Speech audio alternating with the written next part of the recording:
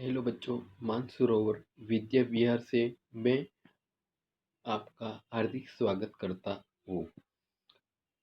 बच्चों, हमने पहला चैप्टर सामाजिक विज्ञान में मध्ययुगीन गुजरात की शुरुआत की थी। ओके बच्चों, उसमें हमने बहुत अच्छी सी जानकारी प्राप्त की थी और वह वीडियो पार्ट 1 में रखा गया है। जिसका भी वो वीडियो देखने को बाकी है, पहले वो पार्ट 1 का वीडियो देख लीजिए, फिर ये पार्ट 2 का वीडियो है। और उसमें पार्ट 1 के जो वीडियो है उसमें हमने आपको पता है कि सोलंकी जो युग है, सोलंकी काल है, उसके बारे में जानकारी प्राप्त की थी। बराबर, अब इसमें आगे जाते हैं। देखिए बच्चों, राजगद्दी छोड़कर सन्यासी हो गए थे, इसकी जानकारी पुस्तकालय से प्राप्त की गई। अनहिलवाड़ पाटन के राजा और विद्वान महान थे। अनहिल जो वाटन था, वहाँ के राजा और विद्वान महान थे बच्चों। उसी प्रकार वहां से रानियां भी महान थी। उसमें रानी उदयमती ने प्रजा के कल्याण के लिए सीढ़ीदार कुएं का निर्माण किया था बच्चों। यह कुआं रानी की बावड़ी के रूप में प्रसिद्ध है। 7 मंजिला में निर्मित यह कुआं कला और स्थापत्य के दृष्टि से अद्वितीय उदाहरण है बच्चों। कुएं में बनी पत्थर की कलात्मक मूर्तियां सोलंकी युग के वैभव का परिचय कराती है। राजमाता मीनल देवी ने सदैव प्रजा के कल्याण के लिए तत्पर रही।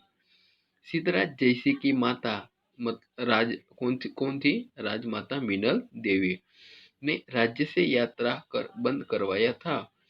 उनके कहने पे धोलका के मलाव तालाब, बराबर, धोलका भी कहाँ का है? अहमदाबाद में आया है बच्चों।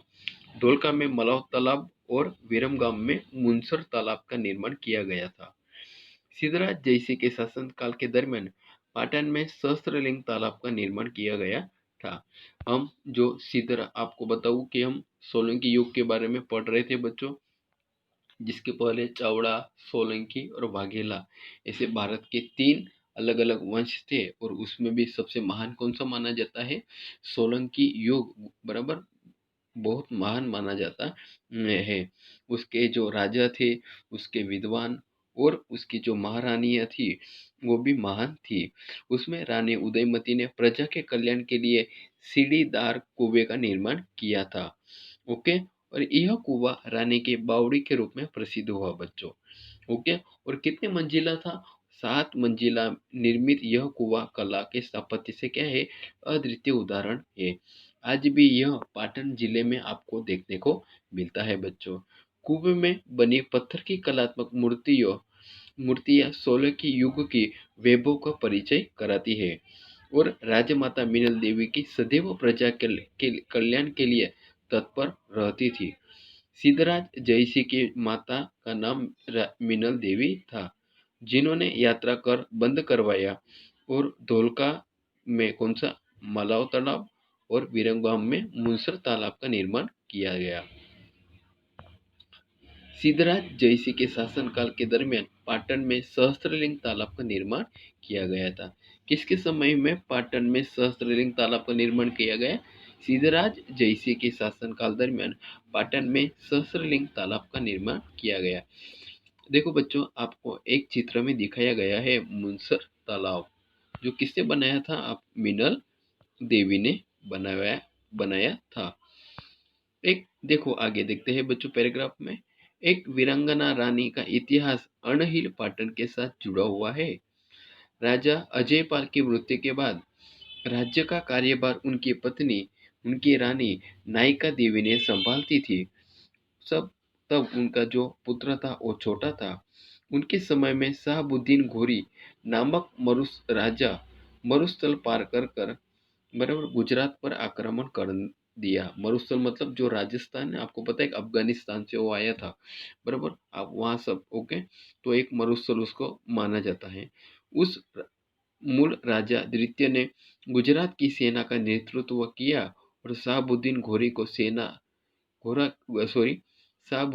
की सेना को युद्ध में परास्त किया था, जो किसके साथ जुड़ी हुई? अणहिल पाटन के साथ जुड़ा हुआ एक वीरांगना का इतिहास है, बराबर, जिसमें उनके जो राजा थे अजयपाल, उनकी मृत्यु हो जाती है, बराबर। तब उनका कार्यभार संभालने के लिए कौन सी रानी आती है? रानी नायिका देवी। तब उनका जो पुत्र है वो छोटा था। तब शहाबुद्दीन घोरी जो मरुस्थल पार करके कहाँ पे आया था? गुजरात पर आक्रमण करने आया। तब मूलराज द्वितीय ने गुजरात की सेना के साथ नेतृत्व किया और शहाबुद्दीन घोरी की सेना में युद्ध में परास्त किया था। किसने? मूलराज द्वितीय ने। बाजू में आपको दिखाई दे रही होगी वीरांगना नायिका देवी। सोलंकी वंश के बाद वाघेला वंश शासकों ने भी गुजरात का शासन संभाला, बराबर। वाघेला, बराबर, पहले कौन सा गया? सोलंकी। ओके, सोलंकी वंश के बाद कौन सा वंश आया? वाघेला वंश आया बच्चों। जिन शासकों ने भी गुजरात में शासन संभाला। वाघेला वंश के अंतिम शासक कर्णदेव वाघेला का अलाउद्दीन खिलजी के साथ, बराबर, जो युद्ध हुआ उसमें उनकी पराजय हुई थी। किसकी पराजय हुई थी? कर्णदेव वाघेला की। किसके सामने?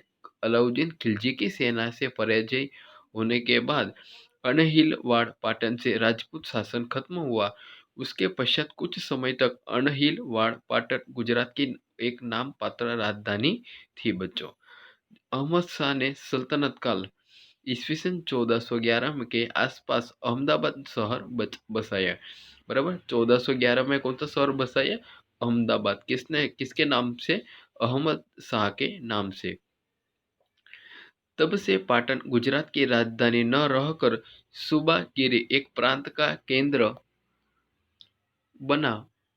15वीं और 16वीं सदी के अंत तक गुजरात पर सुल्तानों का शासन था। कब? 15वीं और 16वीं सदी। मैंने आपको बताया कि वाघेला वंश के जो अंतिम शासक थे उनका नाम क्या था बच्चों? कर्णदेव वाघेला। जो अलाउद्दीन खिलजी, अलग अलग अलग जो खिलजी वंश है ना बच्चों, उसमें अलाउद्दीन खिलजी की सेना के साथ उन्होंने क्या किया? ओके, युद्ध किया था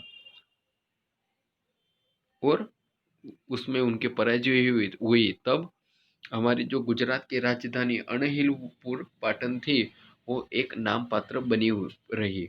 फिर अहमद शाह ने 1411 में क्या? अहमदाबाद नगर बसाया और केंद्र का कारण कौन सा बना? गुजरात में अहमदाबाद बना और अनहिलपुर पाटन एक केंद्र बन के रहा। 15वीं 16वीं सदी के अंतिम तक गुजरात में किसका शासन था बच्चों? सुल्तानों का शासन था।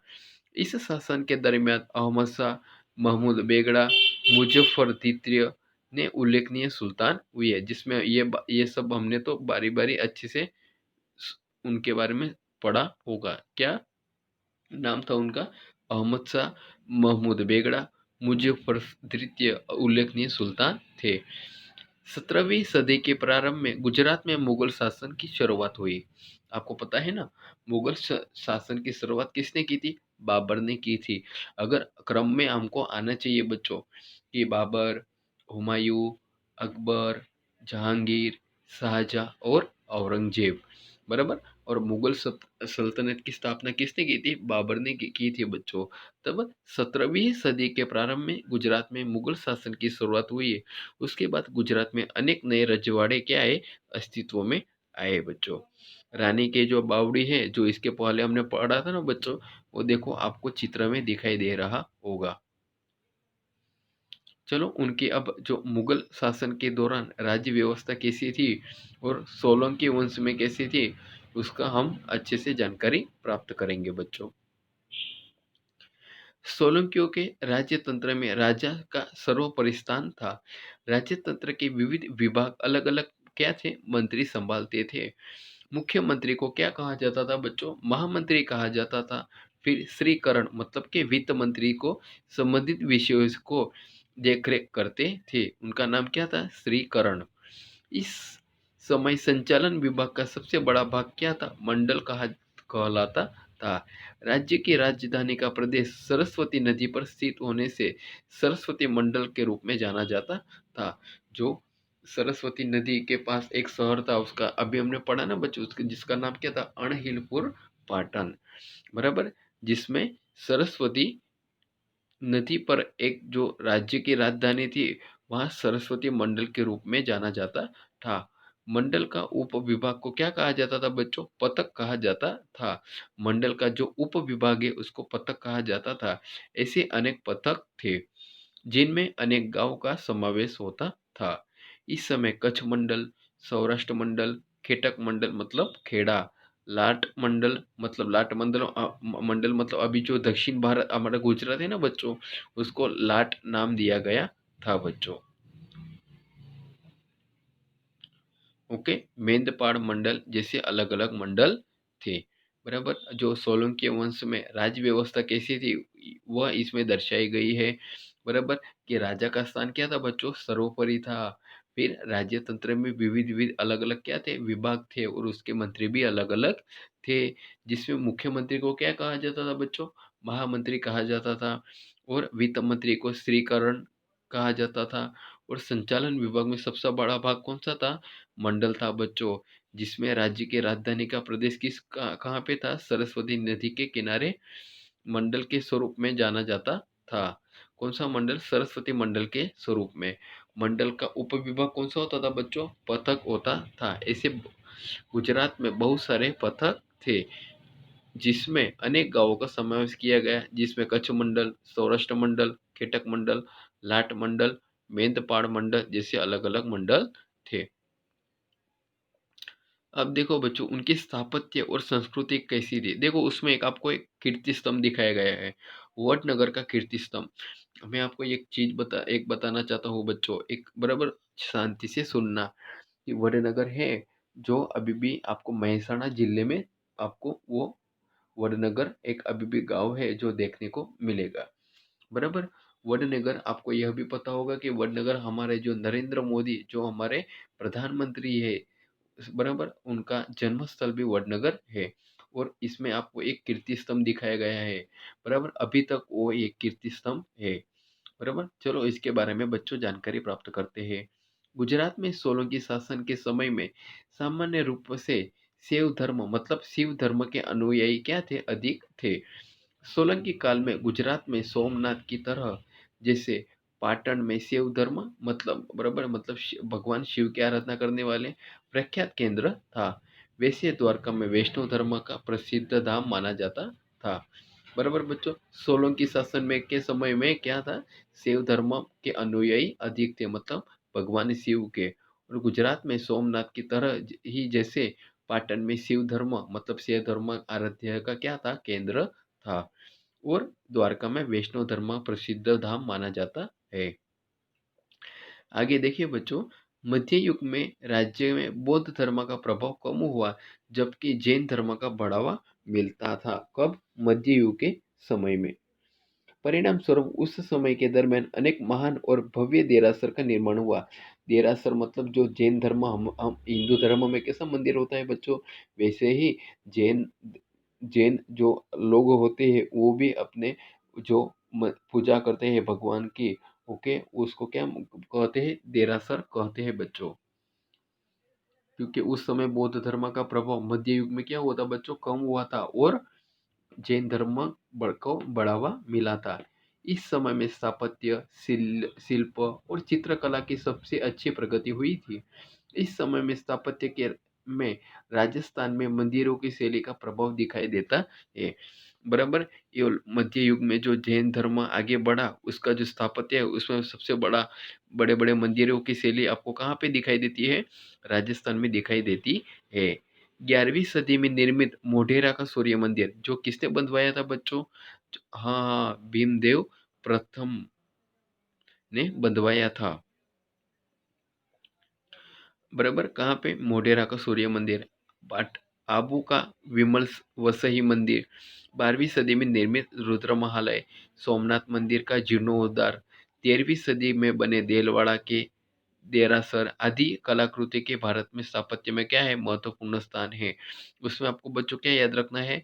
बराबर, मोढेरा का सूर्य मंदिर, आबू का विमल सही मंदिर, 12वीं सदी में निर्मित रुद्र महालय, सोमनाथ मंदिर का जीर्णोद्धार, 13वीं सदी में बने देलवाड़ा के देरासर की अलग अलग उसके जो कलाकृति है के स्थापत्य है उसको आपको याद रखना है बच्चों।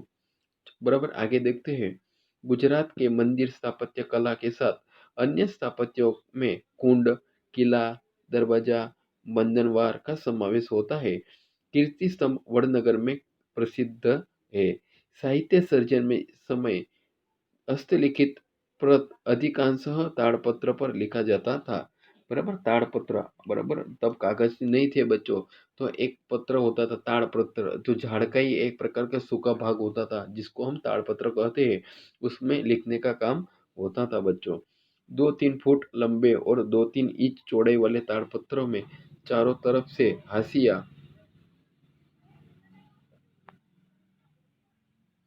खींचकर मर्यादित संख्या में लेखन या चित्र खींचा जाता था।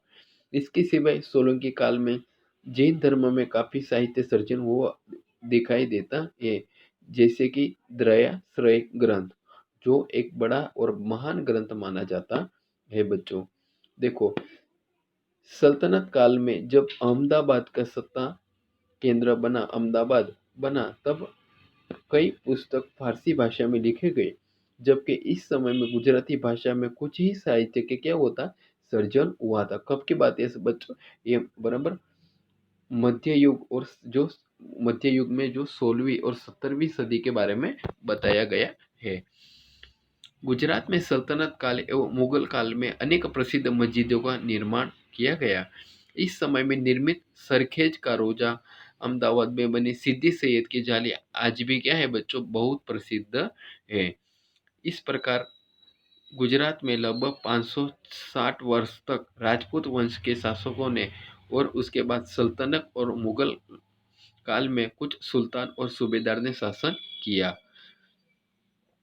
उनके शासनकाल की झांकी कला, स्थापत्य, साहित्य द्वारा दिखाई देता है।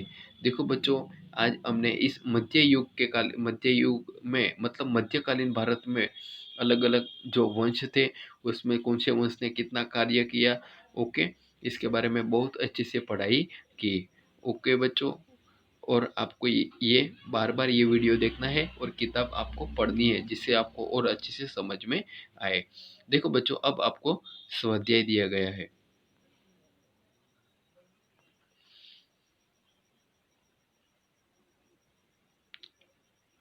ये बराबर जो आपको उसमें क्या करना है, स्वाध्याय बराबर अपनी नोटबुक में लिख लेना है। जब भी आप स्कूल पे आओ, बराबर कोई भी क्वेश्चन हो, उसका आंसर उसमें स्कूल में मिलेगा, और अपनी नोटबुक में आपको ये सब लिखते जाना है बच्चों। इसलिए बोल रहा हूँ कि सामाजिक विज्ञान की आपको मैं फिर से बता रहा हूँ, नोटबुक बना लेनी है। यह वीडियो पार्ट 2 में रखा हुआ है, इसके पहला वीडियो पार्ट 1 में है बच्चों। ओके।